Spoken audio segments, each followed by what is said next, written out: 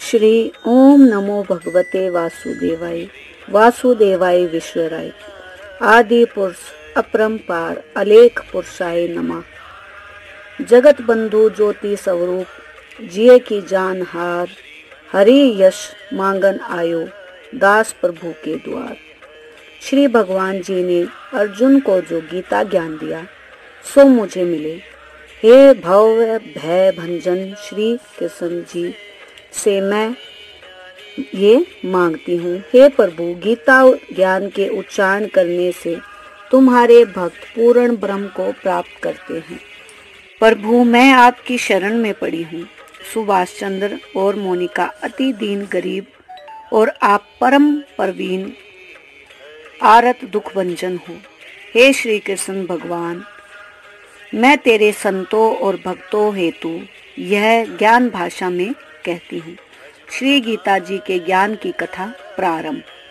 जब कौरव पांडव महाभारत के युद्ध को चले तब राजा धृतराष्ट्र ने कहा, मैं भी युद्ध को देखने चलूंगा।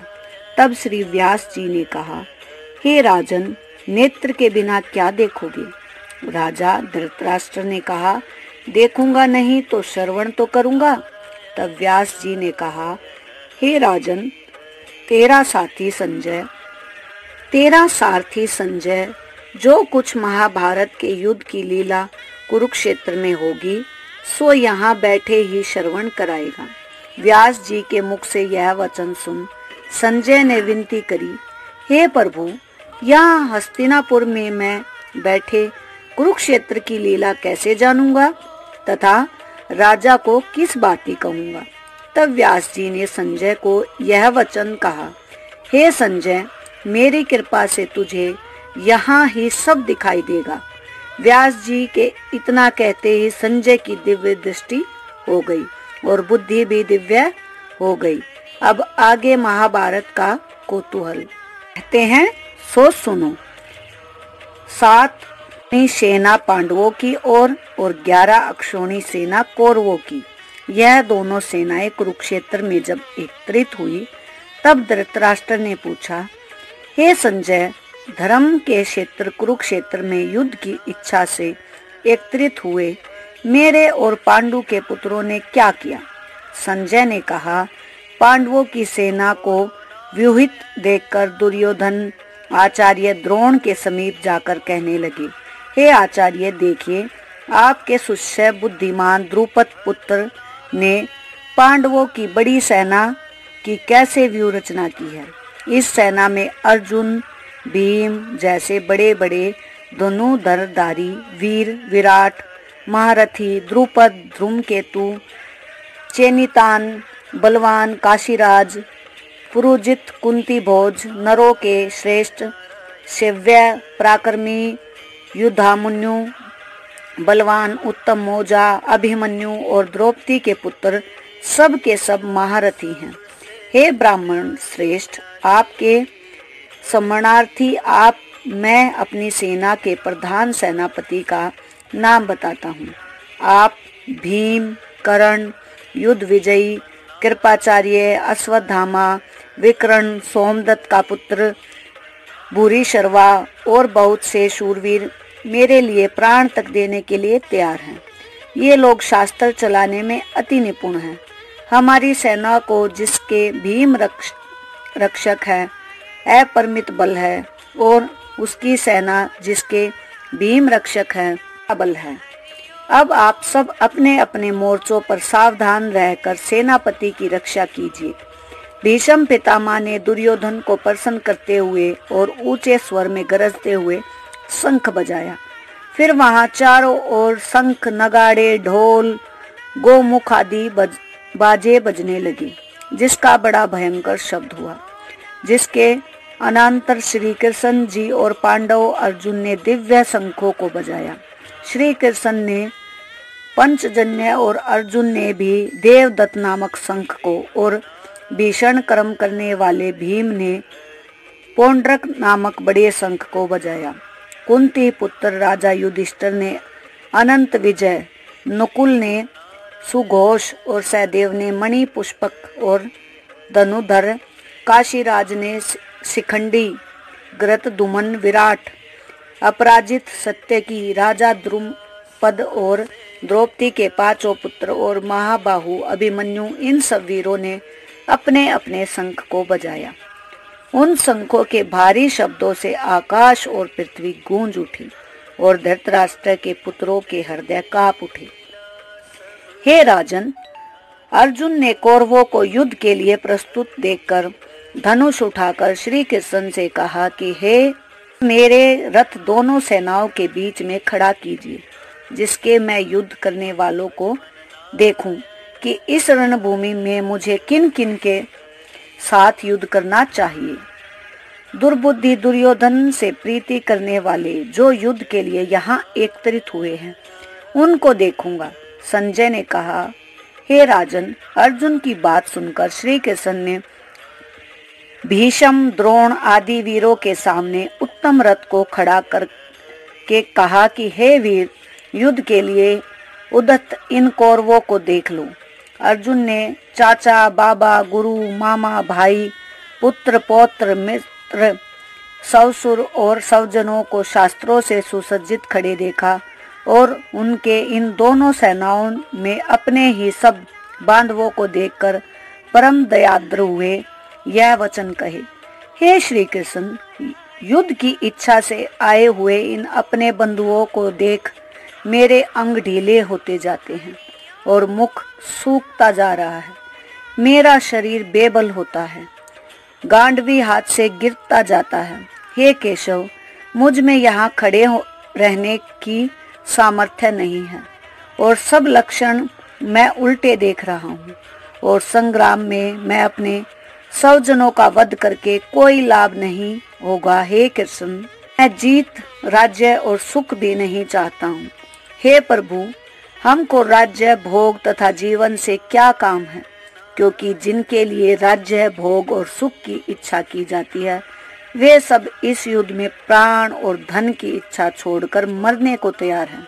और आचार्य, पिता, पुत्र, पितामह, माता, ससुर, पौत्र, साले और संबंधी, ये सब मुझे मारे तो भी हे मधुसूदन, मैं इन्हें मारने की इच्छा नहीं करूंगा।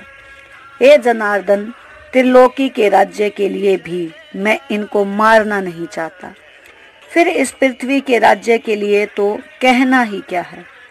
हे जनार्दन, धृतराष्ट्र के पुत्रों को मारकर हमारा क्या भला होगा, इसलिए हमें अपने बड़े भाई धृतराष्ट्र के पुत्रों को मारना अनुचित है। हे माधव, सवजनों को मारकर क्या हम सुखी हो सकते हैं? ये सब लोभ के वशीभूत हैं और कुल के नाश करने तथा मित्र द्रोह करने में पाप को नहीं देखते। कुल नाश के दोष को जानते हुए भी हमको इस पालक से क्यों नहीं दूर रहना चाहिए। कुल का नाश होने से कुल के प्राचीन धर्म नष्ट हो जाते हैं, फिर धर्म नाश होने से कुल में पाप बढ़ता है। हे श्री कृष्ण, पाप से कुल की स्त्रियां व्यभिचारिणी होती हैं, जिससे वर्ण शंकर संतान उत्पन्न होती है।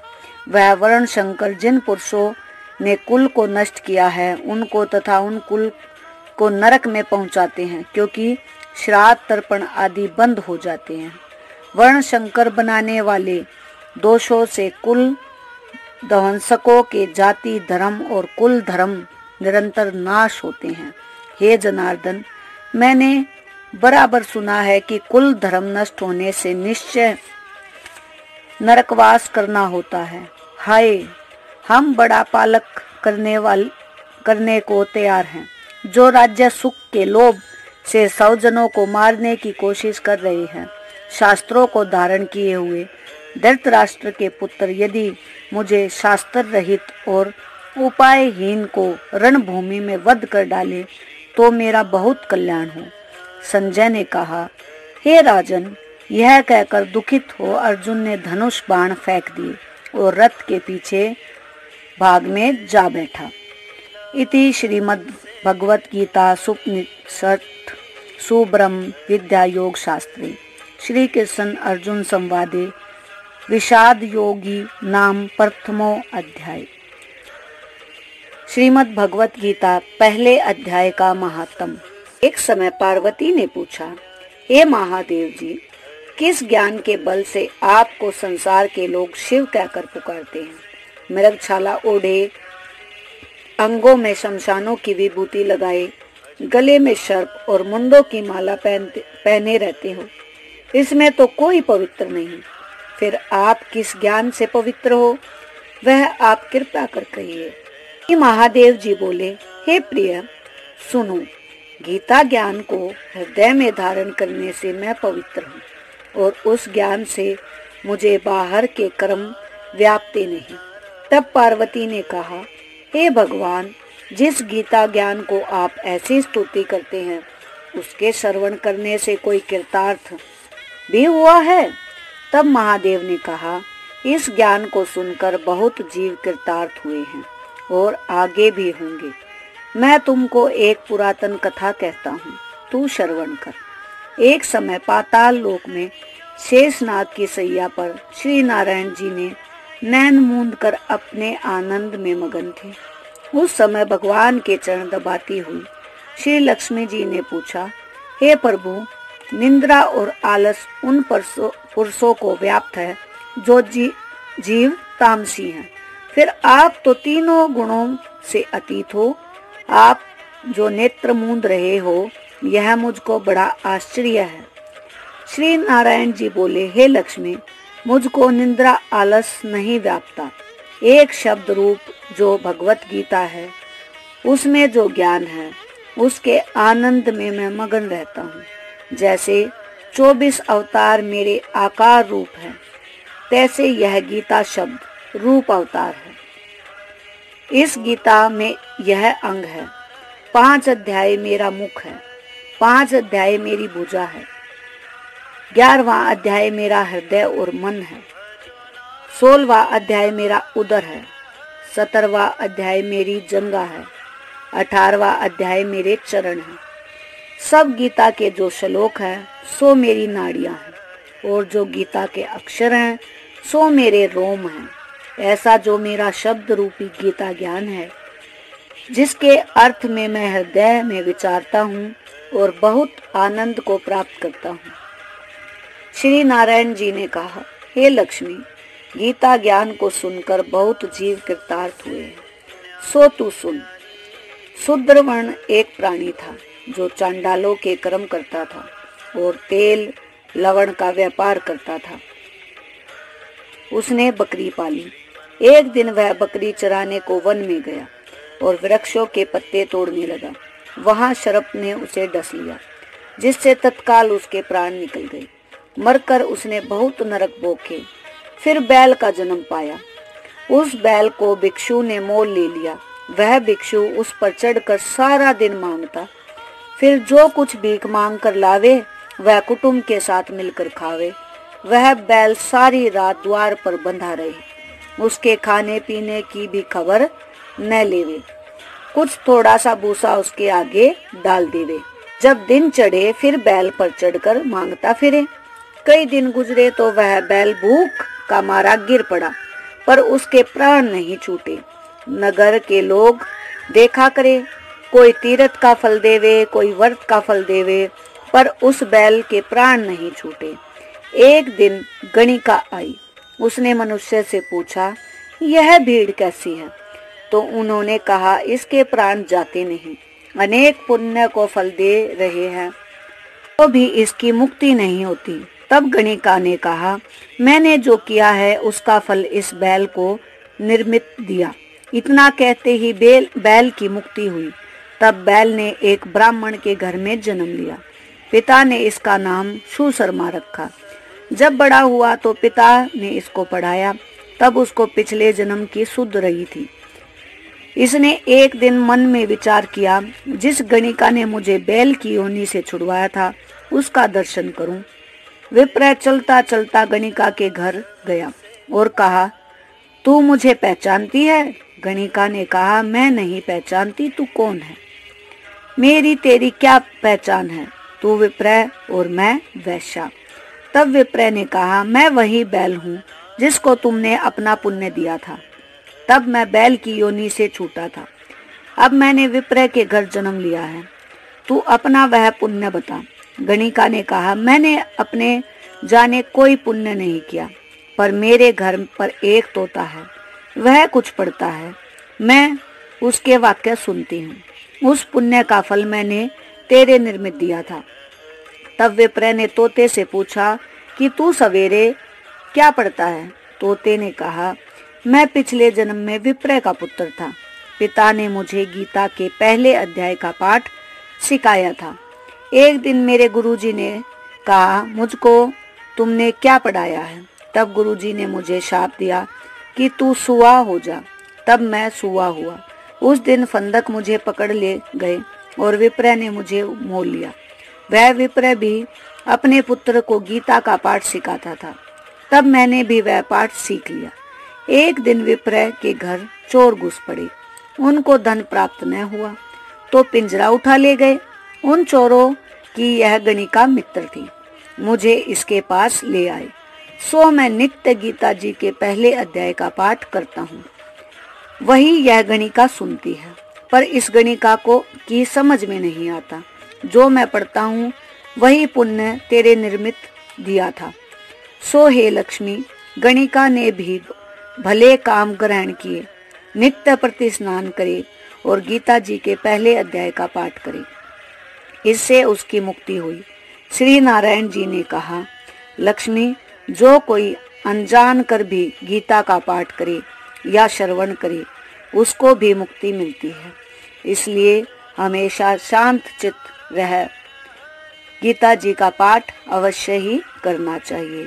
यहाँ गीता जी के महत्व समाप्त हुआ। ओम नमो भगवते वासुदेवा। ओम नमो भगवते वासुदेवा। ओम नमो भगवते वासुदेवा।